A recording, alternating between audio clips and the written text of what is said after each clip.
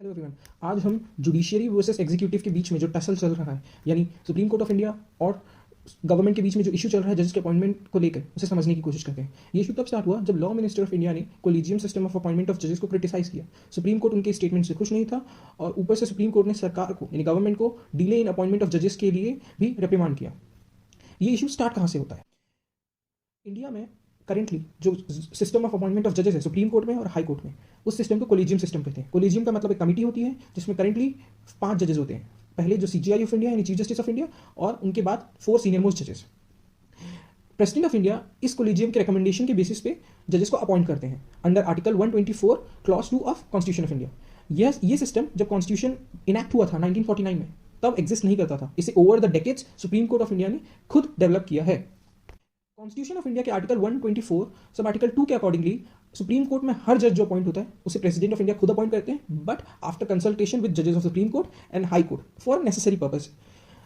इसका मतलब जो founders of the constitution of India थे, उन्होंने अपॉइंटमेंट ऑफ जजेस की power supreme court of India को नहीं दी थी, बल्कि गवर्नमेंट को दी थी, क्योंकि उन्हें लगता था कि अगर जजेस ही जजेस को अपॉइंट करेंगे तो जुडिशियरी के पास एक्सेसिव पावर हो जाएगी और वो डेमोक्रेसी के लिए खतरा बन सकती है। ये सिस्टम 1973 में चेंज हो गया, जब उस समय की गवर्नमेंट ने सीजीआई बनाने के लिए एक सीनियर मोस्ट जज को नहीं, बट उनके सिवा किसी और जज को सीजीआई बना दिया। इससे एक बहुत पुराना कन्वेंशन टूटा और ये डिबेट स्टार्ट हो गई कि क्या एग्जीक्यूटिव का इंटरफेरेंस जुडिशियरी के मामले में बहुत ज्यादा है और क्या जुडिशियरी उतनी इंडिपेंडेंट है जितनी कॉन्स्टिट्यूशन ऑफ इंडिया में रिक्वायरमेंट है। इसके बाद 1982 में एक नया केस आया, SP Gupta versus union of India, जिसे फर्स्ट जजेस केस भी कहते हैं। उस केस में जो कंसल्टेशन वर्ड है आर्टिकल 124(2) के अंदर, उससे सुप्रीम कोर्ट ने कहा कि वो कंसल्टेशन ऑफ व्यूज ही है, यानी वो कंकरेंस नहीं है। इस हिसाब से प्रेसिडेंट सीजीआई और जजेस के व्यूज को मानने के लिए बाउंड नहीं था और गवर्नमेंट अपने हिसाब से जजेस अपॉइंट कर सकती थी। बट उसके कुछ साल बाद ही 1994 में supreme court advocates on record association case में सुप्रीम कोर्ट ने एसपी गुप्ता वाले जजमेंट को ओवर रूल कर दिया और इस सेकंड जजेस केस में यह डिसाइड हुआ कि प्रेसिडेंट कोई भी जजेस का अपॉइंटमेंट नहीं कर सकता विदाउट सीजीआई के रिकमेंडेशन के और उसके कंफर्मिटी के।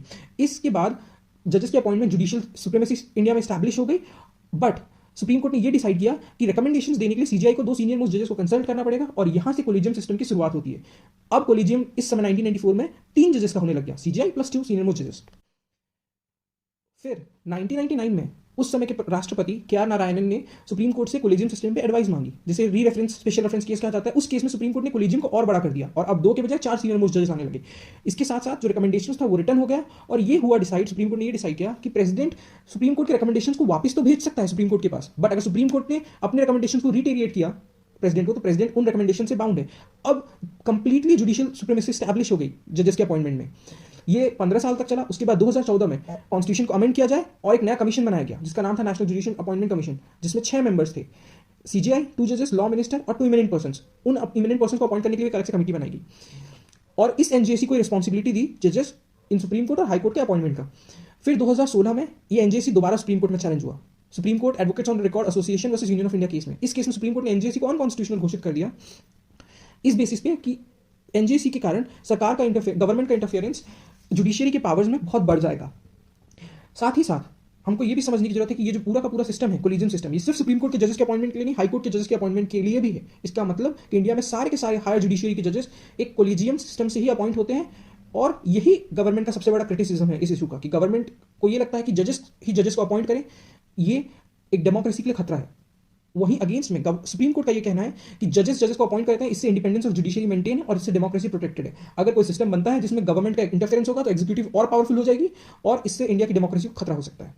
यही था ये पूरा मैटर।